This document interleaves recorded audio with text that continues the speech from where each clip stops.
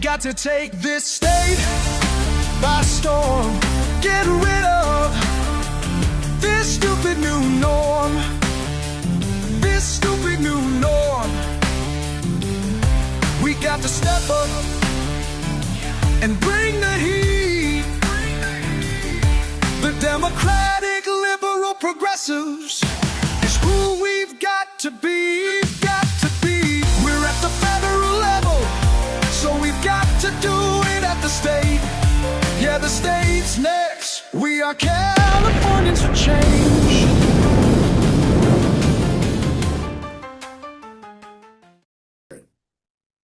So this is a bold question, and let me phrase this in a way. What does the first 100 days of a Bianco California governorship look like? A complete wrecking ball into a building that should have been torn down decades ago. That's what it looks like. It's a complete makeover and redo back to what government is supposed to be. Government, and it's basic. It is basic priorities of government. The number one priority of government, of every single government, is public safety. That's police and fire. It doesn't matter what you do. If you can lower the cost of gas, lower the cost of living, lower the cost of houses, but if we are not safe, no one wants to live here. No one's going to stay here. They're going to move. They're going to take their businesses if their businesses are getting robbed every day and they're losing their profits and they can't afford to remain in business. Public safety is number one. Infrastructure is number two. Infrastructure consists of our disaster of roadways, our disaster of freeway systems. It consists of our electric grid that is a complete failure. It consists of our water storage, which is a complete failure, our water supply, which is a complete failure, our gas, the natural gas to supply heating for our homes. Then you talk about an overreaching of what government should be doing is lowering, making it as cheap as possible to live here. And we have made it as expensive as we could because of regulation. All of those regulations will be removed. The regulations that prevent homes from being built, removed. The regulations that prevent gasoline from being lowered, removed. The regulations that prevent oil from being drilled, removed. Day one, stroke of a pen, that's all it takes with these things. It's not a law. It's not this drastic, big, months-long change. It is common sense and sanity being put back into government to remove government from our backs, to allow American ingenuity, Californian ingenuity to make our state prosper. Shrinking government. Government doubled in the last 10 years. We didn't get the double of the service. It's a fabrication of the workforce to just steal more money from the fraction of the people. There's more people getting government assistance than there is that actually work in California now. And so it's fictitious in what we've propped up here. It's a house of cards.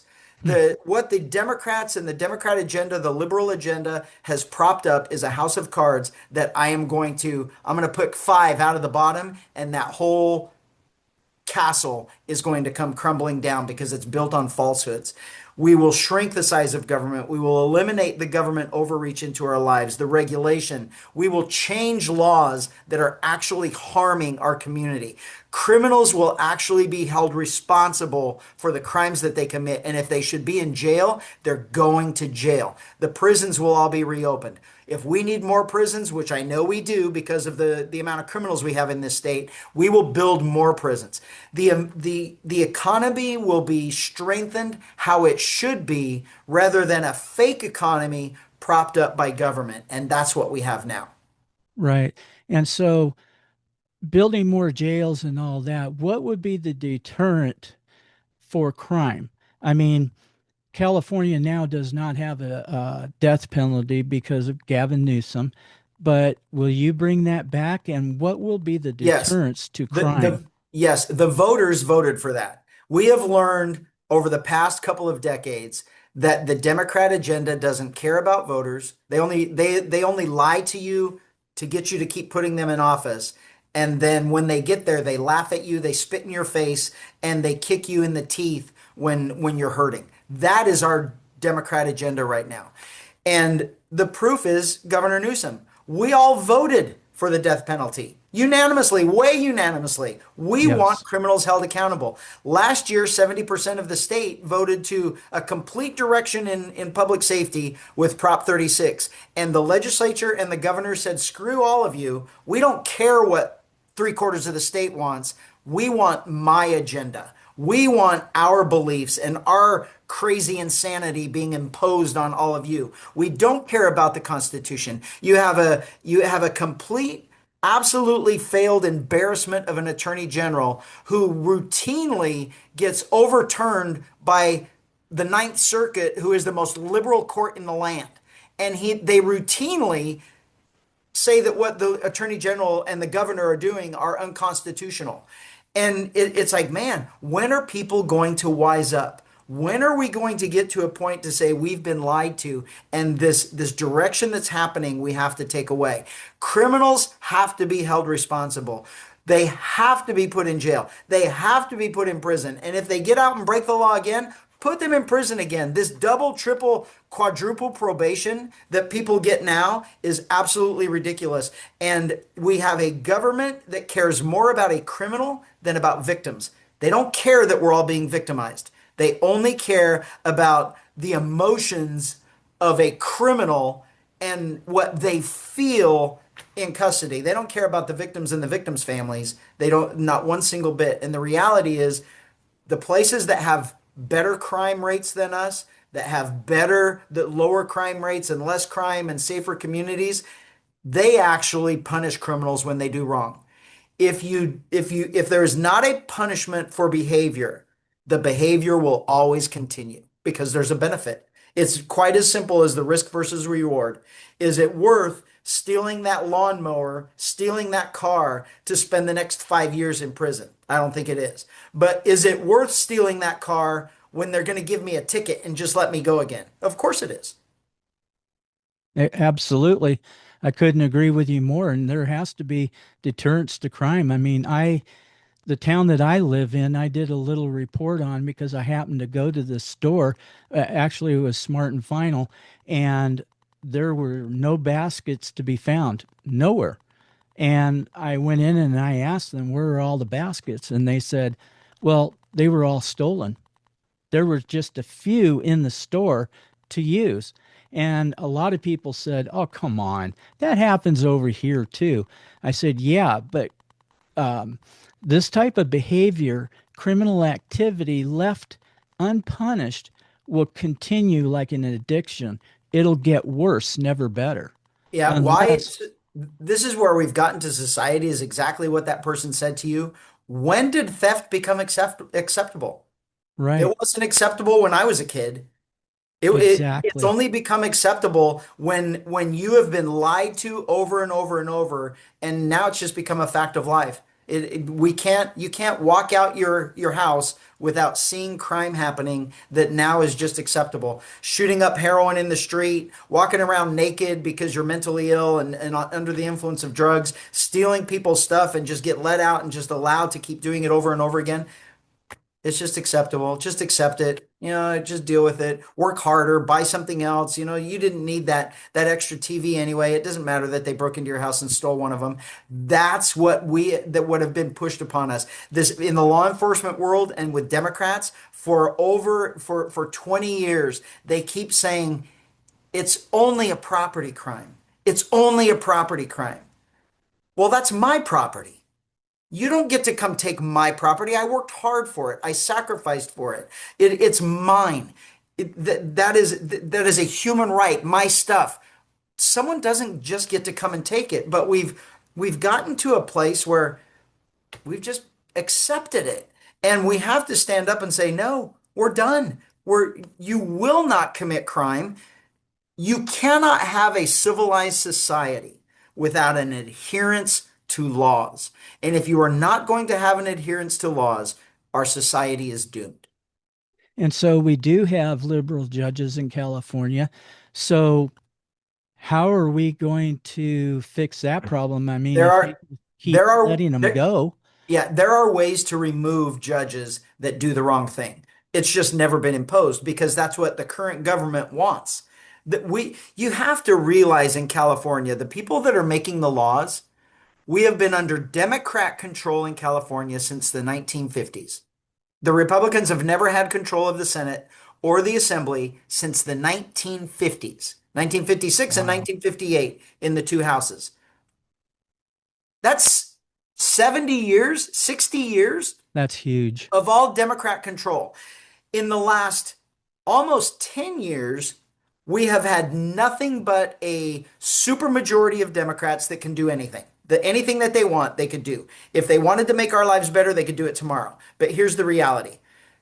Every single thing that's wrong with California, our roadways, our power grid, the disastrous fires that we're having, our lack of water because we have more water than any place. It's regulation. It's the highest gas prices in the country, the highest unemployment. We are the worst at everything in California. And when we're supposed to be the best, we're the worst. When we're supposed to be the worst, we're the best. And every single bit of it, not one thing can they say is the fault of a conservative or a Republican.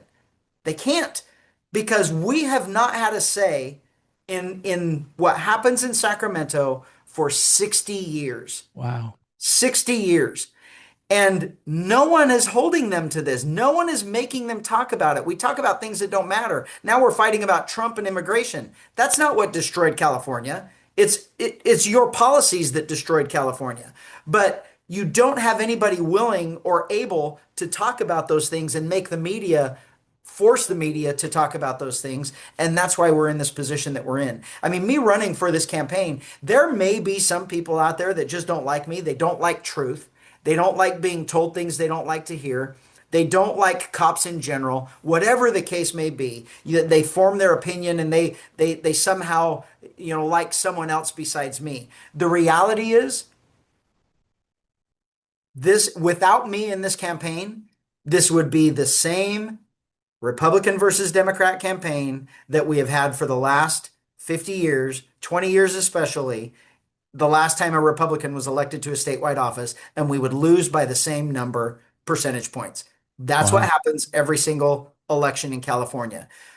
The difference with me being in there is I can actually win by pulling Californians, not Republicans and Democrats, but common sense Californians all toward one goal and one mission that's best for Californians. Everyone else, the Democrats are playing to the Democrat base and the Republicans are playing to the right Republican base. And no one has a history and a vision of actually doing what's best for California instead of for an agenda or for a party. And that is why I'm the primary top candidate that both parties understand I'm the person to beat because that's what I'm offering. Do you want what's best for California or do you want what's best for a political party or an agenda? And that's what this is really going to come down to. And that's what I like about what you're doing with the meet and greets in California. Steve Hilton, who I haven't been able to get a response from, I've emailed him many, many, many times for an interview and never received one word back. But I like your approach. Well, actually, Steve Hilton is doing Fox News. He's doing the big, hoopla with the news media, but you're getting into the grassroots of people. I mean, I see you a lot of times you're in Susanville or you're down here in San Diego or you're all over the place and you're talking with people one on one. And that's another thing that people can do. They can go to your website, which is biancoforgovernor.com, and look at the pictures and see the people that you're meeting and see the people that you're affecting. And that's what I like. And that's what I was going to ask you too. How are the meet and greets going? How are people receiving you? And what are people saying all over the state? Yeah, this is exactly why both teams are scrambling right now, the Democrats and the Republicans. This is exactly why Steve Hilton paid for his own poll to make sure that he came out on top and then advertises that all over the place because his campaign is failing. because these meet and greets and being in every county, I want to be on the news? Sure. I'd want to be on CNN. I want to be on MSNBC because they need a dose of reality. They don't want me on there because they know they're going to get the truth from me, and they can't argue with me about truth because everyone knows what's happening in California. Here's a reality of Steve and really the rest of the Republicans. I have nothing bad to say about any of them, Right. other than none of them have the ability to win a statewide election. None of them have even shown us that they have the ability to win a tiny local election. We just have egos and narcissistic movements of saying, I'm the best, look at me, look at me, look at me, and vote for me. That's all we have with them. And the reality is, especially with Steve, I've listened to Steve, I talked to Steve, we have good conversations when we're together. We're going to get along. Everything's going to be fine as we go forward. We're not going to fight. He's paying for bad information to be said about me. I couldn't care less about anything being said about him. I'm just going out and reaching the voters. And the reality of California with Steve and the news and Fox and everything else, Steve is going to be, well, right, he is absolutely incapable of winning a statewide election as a Fox News host. The reality of California is when I win, I will have 15 to 20% of the Democrat population that are also voting for me. There is no way in the world that a Democrat in California votes for a Fox News host. It's an absolute fact. It's like it's a worse trigger word than Doge or Trump. Fox News in California with Democrats is a hard pass. And that's all Steve's trying to do. Steve is trying to play up the Fox News to try and elevate himself above me in the Republican side. And unfortunately, it's not working for him. His events are getting canceled. He just doesn't have the movement. My meet and greets, if I go to a place first, there's when the other candidates come in, they're like, yeah, we're staying with Bianco. When I go in after and I have all these meet and greets and the groups that I'm talking to, I mean, I don't know how many were there in the first place, but it is amazing the places where someone else has been that they all come up to me after and it's like, oh my gosh, I'm glad you got here. You came here because I would have been voting for so and so.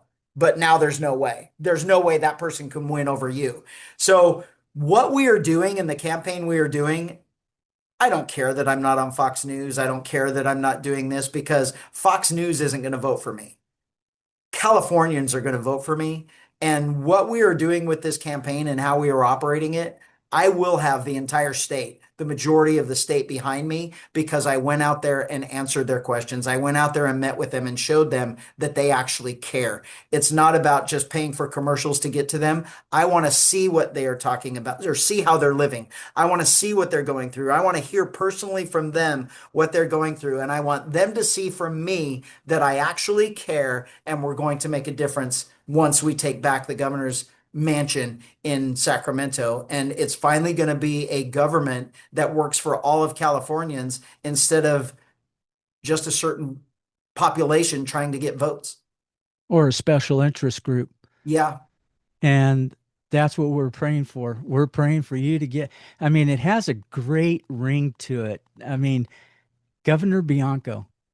I mean, that's awesome. I mean, everybody out there, say it with me. Governor Bianco. I mean, that has a great ring to it. And not only that, but we've been vying for a meet and greet here in my town in Hemet, California. And we've been slated or we've been told that check back with us in November, but there's a lot of people that are here that go, we need him here. We need him in the governor's mansion. And we want to talk with him and we want to ask him this, that, and the other. And there's a ranch out here that they're prepared to throw a huge barbecue spread, the whole bit. So I'd love to see that happen. And I'll just make it known to you right now that we'd love to see that happen. Oh, absolutely. And I'm sure it will. The problem is we only have you can't add days to the week, and you can't add days to the calendar. So the response, this whole meet and greet response and the fundraiser response that we have received since announcing is absolutely overwhelming. I don't have a day off until the middle of December. Wow. There's no, I mean, I don't have any day off until the middle of December. And so it's nothing but driving and traveling and speaking and flying and speaking and meeting and learning and seeing. And it's going to be like this for an entire year. And it's a big state. I mean, 58 counties, a lot of them huge. Southern California counties are all huge. You have to make many, many, many stops in those. And then the northern counties, some of them are small, some of them are sparse. They're big, but they're sparse. So you have to make those plans to go to those different communities and towns and county meetings and things like that. And that's our goal. My goal is not I mean, we have to raise money. That you absolutely cannot win a campaign without money. That's a foregone conclusion. But we're doing this campaign unlike any other campaign in history. We don't want to run the same campaign and then lose by the same margins. We're going to do it different. We have a massive grassroots effort. We have in the first month and a half or 2 months, we had over 20,000 people sign up to volunteer for our campaign through the Wow. website. It's a massive it's like we opened up the floodgates of people saying, we need a change. I want to help. And how can I do it? And we've started a massive movement in California. And the ground game that we have, 200,000 public safety employees with law enforcement and fire that keep us safe. That's a huge ground game with all of them spreading the word, and the 20,000 regular people that just are tired of what's going on, that want a difference. I mean, we're going to have, by the time we're done, we'll have 500,000 people traveling this state spreading the word of we need change, and it's got to be Chad Bianco. Yeah. And it's not about theater. It's not about getting up and saying the right thing, reading the right thing from a teleprompter. It's about being real, being honest, being transparent, and showing that common sense has to be our way forward, not politics. Exactly. In light of what happened, let me switch gears here for just a little bit. In light of what happened in Los Angeles with the protests and the agitators and all that, how are you going to get the Hispanic vote? Have you been talking to a lot of Hispanics in the state? I know there's a lot of farms and stuff like that in this state. I'm just wondering if you've been able to reach out and you've been able to um, and see if those people have actually received you well. Yeah, so that's twofold. The answer is yes. But the overarching reality is, not only am I doing that, and do they realize that it's natural for them to talk to me, and when I do go out to these places, that they get that feeling that I am about as authentic and as genuine as you can possibly get. They know they can trust me. They know all of those things. But what is happening with the Hispanic population as a whole is they are realizing that they are not Democrat. There is nothing about the Hispanic culture that is Democrat. The Hispanic culture is hardworking. Mm-hmm. Take care of your family. Family is everything. You're a hard worker. You work hard. You do the right thing. You abide by laws. They don't like people that victimize other people. They like the Constitution. They like their guns. They all want to be safe, and they're all religious. And they are actually realizing that their values have absolutely nothing to do with the current Democrat Party. And so they are naturally coming over. So they're coming to us. Not only am I trying to get out to reach to them, there's not a barrier. It's an absolute mesh because they're trying to come to me, I'm going to them, and we're just absolutely meshing. They all want to be safe. They all want a government that gets out of their way. They all want a government that allows us to live the fantastic free life that America is supposed to give us, free of government intrusion. That's what they all want. And they realize that that blue collar, hardworking men and women, which is everyone, has nothing to do with race, but it's them. When they're just hard workers, they all working, they're all trying to better themselves. It doesn't matter that they're Hispanic. They're hard workers, and they realize the Democrat Party is hurting me. They just keep taxing me. They just keep the cost of living here is horrible, and we need a change. We need something different, and that's why the Hispanic community is actually dropping the Democrat Party, because it's insanity right now, and they're coming to what makes sense with their values, and that is what I represent. So when you see the protests and the agitators in Los Angeles under a Bianco governorship, how would you have handled that? That would have ended day one. It would have ended day one. There were legitimate protests. You can protest all you want, but what we saw on TV are riots, and those people were allowed to riot for a political reason and a political gain. The riots, if you are fooling yourself if you believe that those are legitimate. Those are paid for political uprisings. Yeah. That is exactly what they are. That is a paid for political uprising that must be absolutely stopped in its tracks. They are illegal, and it was allowed in Los Angeles so the Democrat politicians could take advantage of it and they could use it for their own benefit. Unfortunately, I think it's backfiring. And the reality is, with me as the governor, I'll tell you something right now that you can see, and you can go back and watch the videos. With me as the governor, as the leader of the highway patrol, when the highway patrol was on the freeway trying to keep the freeway safe, and all of a sudden they started taking fire bombs and bricks and blocks, cinder blocks being thrown at them and then being pelted with those deadly weapons, CHP would have shot those people. If you're going to assault law enforcement with deadly weapons, you are going to be killed. That is the bottom line. You can take that you can call me cold, you can call me harsh, you can say, oh my God, he's saying he's going to kill everybody. You're a liar. You're a fearmonger. Reality and safe communities require an adherence to law, and lawbreakers will be stopped. They will be prosecuted. They will be sentenced. They will be housed in jail to serve out their time. And those who assault with deadly weapons, trying to physically harm and kill other people, if it's a law enforcement officer, you are going to suffer a violent death, plain and simple. Wow. Yeah. And that's the deterrent, and the jails. That's the deterrent. I mean, that's what we need in this country, or in this state, because a lot of people don't respect the law in this state. They just say, well, who cares? I see it many, many mornings. I'm going to drive 100 miles an hour, and they nearly hit me when they're changing lanes, and they just don't care. And that's what I was saying in the first interview, that these Democrats have, and the leadership that we have in California, they have set up a culture of lawlessness really in this state. And that's what I love hearing from you, that you're going to bring back that lawful behavior, that responsibility, self-responsibility, taking responsibility for yourself, because if you don't, you're going to suffer the consequences. Yeah, absolutely.